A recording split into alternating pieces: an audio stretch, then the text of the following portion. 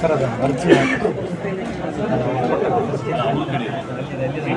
ನಮಗೆ ಶೇರ್ ಮಾಡಿದ್ರೆ ಅನ್ನೋದಕ್ಕಿಂತ ಅದೊಂದು ಅರ್ಜಿ ಇದ್ರೆ ನಮಗೆ ಅನುಕೂಲ. ನಮ್ಮ ಜಿಲ್ಲೆಯಲ್ಲಿ ಅಲ್ಲ ಸರ್ ಅದರ ಸರ್ ಅದ್ರ ಜೊತೆಗೆ ಸರ್ ಎಲ್ಲ ಜಿಲ್ಲೆ ಅಲ್ಲ ಈ ಡ್ಯಾಮ್ನಲ್ಲಿ ನಿಮ್ಗೆ ಅಲ್ಲ ಸರ್ ಅಂತ ಜಿಲ್ಲೆ ಒಳ್ಳೆಯವರದಂದ್ರೆ ಡ್ಯಾಮ್ ಎಲ್ಲ ಹಳ್ಳ ಹಿಡಿಸಿಟ್ರ ಸರ್. ಹಾಂ ಸರ್ ಒಳ್ಳೆಯವ್ರ ಇದಕ್ಕೆ ಹೆಂಗೆ ಸರ್ ಜನತಾ ದರ್ಶನ ಮಾಡಿದರೆ ಜಿಲ್ಲಾ ತುಂಬ ಮಾಡಿದರೆ ಏನೇನು ಸಮಸ್ಯೆಗಳು? ಇವತ್ತಿಗೆ 6 ತಾಲೂಕುಗಳ ಜನತಾ ದರ್ಶನ ಮುಕ್ತಾಯವಾಗಿದೆ.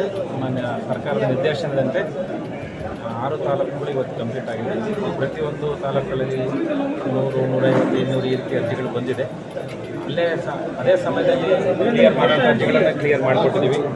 ಉದಾಹರಣೆಗೆ ಸಂಧ್ಯಾ ಸುರಕ್ಷಾ, ವಿಧವಾ ವೇತನ, ಮತ್ತು ಬ್ಯಾಂಕ್ಗಳಿಗೆ ಡೆಪಾಸಿಟ್ ಆಗಿರೋದು ಏನಾದರೂ ಲೋನಿಗೆ ಅಂತ ತೊಗೊಂಡಿದ್ರೆ ನಮ್ಮ ಪರಿಹಾರಧನ ಅದನ್ನು ಇಮಿಡಿಯೇಟ್ ನಮ್ಮ ಬ್ಯಾಂಕ್ ಅಧಿಕಾರಿಗಳು ವಾಪಸ್ ರೈತರ ಖಾತೆಗೆ ಆ ಕ್ಷಣದಲ್ಲೇ ಮಾಡಿಕೊಟ್ಟಿದ್ದಾರೆ. ಇನ್ನು ಉಳಿದಂತೆ ಮನೆಗಳಿಗೆ ಸಾಕಷ್ಟು ಬೇಡಿಕೆ ಇದೆ. ನಿವೇಶನಗಳ ಬಗ್ಗೆ ಜಾಸ್ತಿ ಕೇಳಿದ್ದಾರೆ, ಭೌತಿಕ ಖಾತೆ ಬಗ್ಗೆ ಮಾಹಿತಿ ಕೇಳಿದ್ದಾರೆ. ಈ ವಿಚಾರವಾಗಿ ಎಲ್ಲ ಅಧಿಕಾರಿಗಳಿಗೆ ಆಗಲೇ ಮಾಹಿತಿ ಕೊಡಲಾಗಿದೆ. ಒಂದು ವಿಶೇಷ ಅಂದರೆ ಈ ಸ್ವತ್ತು ನಮ್ಮ ಬಗ್ಗೆ ಭಾಳ ಬಂದಿದೆ. ಅದನ್ನು ಮತ್ತೆ ನಾವು ನಿನ್ನೆ ಮತ್ತೆ ಮರು ಆದೇಶ ಮಾಡಿದ್ದೀವಿ. ಮನೆ ಬಾಗಿಲಿಗೆ ಈ ಸ್ವತ್ತು ಎಲ್ಲ ಪಂಚಾಯಿತಿ PDO ಮನೆ ಬಾಗಿಲಿಗೆ ಈ ಸ್ವತ್ತು ಪ್ರೋಗ್ರಾಮ್ ಮಾಡಬೇಕು ಅಂತ. ಈ ಮನೆ ಬಾಗಿಲಿಗೆ ಈ ಸ್ವತ್ತು ಈಗಾಗಲೇ ಅರ್ಬನ್ ಲೋಕಲ್ ಬಾಡಿನಲ್ಲಿ ಸುಮಾರು 10 ತಿಂಗಳಿಂದ ನಡೀತಾ ಇದೆ. ಸುಮಾರು 8,000ಕ್ಕೂ ಹೆಚ್ಚು ಈ ಸ್ವತ್ತುಗಳನ್ನು ಮನೆ ಬಾಗಿಲಿಗೆ ಕೊಡಲಾಗಿದೆ. ಫಾರಂ 3 ಗ್ರಾಮೀಣ ಭಾಗದಲ್ಲಿ ಫಾರಂ 9 and 11 ಮನೆ ಬಾಗಿಲಿಗೆ ಮತ್ತೊಮ್ಮೆ ಅಭಿಯಾನ ಮಾಡ್ತೀವಿ. ಅದು ಅವರು ನಿಯಮಬದ್ಧವಾಗಿ ಅವರೆಲ್ಲ ರೆಕಾರ್ಡ್ಸ್ ಇದ್ದರೆ ಅವ್ರ ಮನೆ ಬಾಗಿಲಿಗೆ ನಮ್ಮ ಅಧಿಕಾರಿಗಳು ಮತ್ತು ಸ್ಥಳೀಯ ಜನಪ್ರತಿನಿಧಿಗಳು ಮನೆ ಬಾಗಿಲಿಗೆ. ಸರ್, ಈ ಮತ್ತೇಳಿ ಗ್ರಾಮದ್ದು ಬಾರಿನ ಸಭಾ ಸ್ಕೂಲು, ಹಾಸ್ಪಿಟಲು, ಅಂಗನವಾಡಿಗಳು ಅಲ್ಲೇ ಇದೆ. ಅಲ್ಲಿ ಕೂಡ ಎಲ್ಲ ಮತ್ತೆ ಬಾಟಲಿನ ಸೇವೆ ಹೋಗಿದ್ದಾರೆ ಅಂತ ಭಾಳಷ್ಟು ಅದು ಸಾರ್ವಜನಿಕರು ನಮ್ಮ ಜಿಲ್ಲೆಯವರು ಗ್ರಾಮ ಮಧ್ಯ ಸಲಹೆ ಕೊಡ್ತಾ ಇದ್ದಾರೆ. ಬೇರೆ ಎಲ್ಲ ಮದ್ದಿದ್ದು ಪೌಚ್ ಬಂದಿದೆ, ಬೀರು ಮಾತ್ರ ಬಾಟ್ಲಿ ಇರೋದ್ರಿಂದ ಸ್ಥಳೀಯವಾಗಿ ಪ್ರತಿ ದಾರಿನಲ್ಲಿ, ಹೊಲಗಳಲ್ಲಿ, ಸ್ಕೂಲುಗಳಲ್ಲಿ, ಆಸ್ಪತ್ರೆ ಹಿಂಭಾಗ ಬಾಟ್ಲನ್ನು ಹೊಡೆದಾಕೋದ್ರಿಂದ ತುಂಬ ತೊಂದರೆ ಆಗ್ತಾಯಿದೆ ಅಂತ ಅದನ್ನು ತಾವು ಬೇರೆ ಗಮನ ಸೆಳೆದು ಅದು ಸಾಧ್ಯವಾದಷ್ಟು ಪೌಚ್ ಯಾಕೆ ಕೊಡಬಾರ್ದು ಅಂತೇಳಿ ಒಬ್ಬ ರೈತರು ಒಳ್ಳೆಯ ಸಲಹೆಯನ್ನು ಕೊಟ್ಟಿದ್ದಾರೆ. ಅದನ್ನು ನಾನು ಭಾಳ ಗೌರವಪೂರ್ವಕ ಸ್ವೀಕರಿಸ್ತೀನಿ. ಅದನ್ನು ಮತ್ತೆ ಸಂಬಂಧಪಟ್ಟ ಪ್ರಾಧಿಕಾರಕ್ಕೆ ಕಳಿಸಿ ಯಾಕೆ ಬೀರ್ ಬಾಟ್ಲು ಬದಲಾಗಿ ಪೌಚನ್ನು ಮಾಡೋದ್ರಿಂದ ನೈಸರ್ಗಿಕ ಹಾನಿಯಾಗುವುದು ಮತ್ತು ಗ್ಲಾಸ್ ಹೊಲಗಳಲ್ಲಿ ಮತ್ತು ನೀರು ನದಿಗಳಲ್ಲಿ ಅದನ್ನು ತಡಿಬಹುದು ಅನ್ನೋದನ್ನು ಪರಿಶೀಲನೆ. ಅಲ್ಲ ಸರ್, ಈ ಮಧ್ಯ ಗ್ರಾಮದ ಗ್ರಾಮ ಮಧ್ಯದಲ್ಲಿ ಬಾರ್ ಇದೆ, ಅದರಿಂದ ಮಕ್ಕಳಿಗೆ ಹೋಗುವಂಥದ್ದು ಬಾರ್ ಮಧ್ಯೆ ರಸ್ತೆ ಮಧ್ಯದಲ್ಲಿ ಕೂತ್ಕೊಂಡು ಕುಡಿಯುವಂಥದ್ದು. ಬಾರ್ ಅನುಮೋದನೆ ಕೊಡಬೇಕಾದ್ರೆ ಕಂಡೀಷನ್ಸ್ ಇದೆ, ಎಲ್ಲೆಲ್ಲಿ ಇದೆ ಅಂತ. ಅದಕ್ಕೆ ಅವರಿಗೆ ಎಕ್ಸೈಜ್ ಅವ್ರಿಗೆ ಹೇಳಿದ್ದೀನಿ ಪರಿಶೀಲನೆ ಮಾಡಬೇಕು. ಮತ್ತು ಅದು ವೈಲೇಟ್ ಆಗಿದ್ದರೆ ಕ್ರಮ ತಗೊಳ್ತಾರೆ. ಸರಿ, ಆರೋಗ್ಯ ಇಲಾಖೆ ಜೊತೆ ಅಂಗನವಾಡಿ ಇದೆ ಅಂತ 50 ಮೀಟರ್ ಒಳಗಡೆ ಕರೆಕ್ಟ್ CL ಲೈನ್ ಇದೆ ಅಂತ. ಅದಕ್ಕೆ ನಾವು ಲೈಸೆನ್ಸ್ ಯಾವಾಗ ಕೊಟ್ಟಿದ್ದಾರೆ ಚೆಕ್ ಮಾಡಬೇಕು. ಲೈಸೆನ್ಸ್ ಕೊಟ್ಟ ಮೇಲೆ ಆಸ್ಪತ್ರೆಗೆ ಅಂಗನವಾಡಿ ಬಂತು ಅಥವಾ ಇದ್ದಾಗಲೇ ಲೈಸೆನ್ಸ್ ಬಂದಿದೆ ಪರಿಶೀಲನೆ ಮಾಡೋಕ್ಕೆ ಹೇಳಿದ್ದೀನಿ. ಅದರಲ್ಲಿ ಕಾನೂನು ಕ್ಲಿಯರ್ ಇದೆ, ಎಲ್ಲಿ ಇರಬೇಕು ಎಲ್ಲಿ ಇರಬಾರ್ದು ಅಂತ ಪ್ರಕಾರ ಕ್ರಮ. ಸರಿ, ಪೌಚ್ ಮಾಡೋದು ಹೇಳಿದ್ರು ಅದು ಸರ್ಕಾರ ಮಾಡಬೇಕು.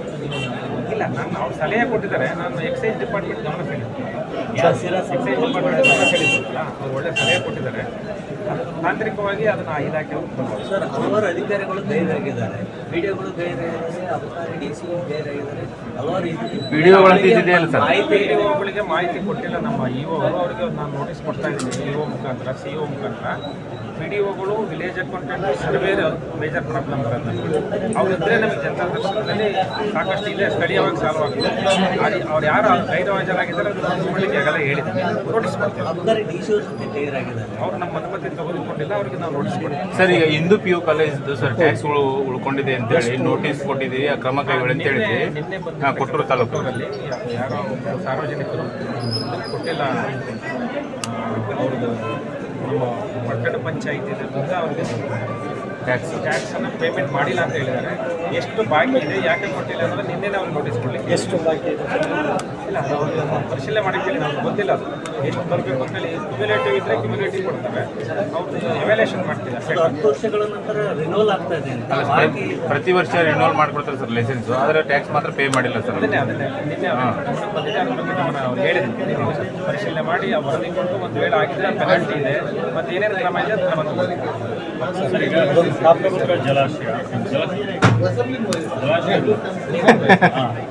ಬಿಡು ಆಯ್ತಲ್ಲಿ. ಮಳೆ ಪ್ರಮಾಣ ಆಗ್ತಾ ಇದೆ, ಏನಾದರೂ ಒಂದು ಅವೇರ್ನೆಸ್ ಈಗಾಗಲೇ ಆಗಿದೆ.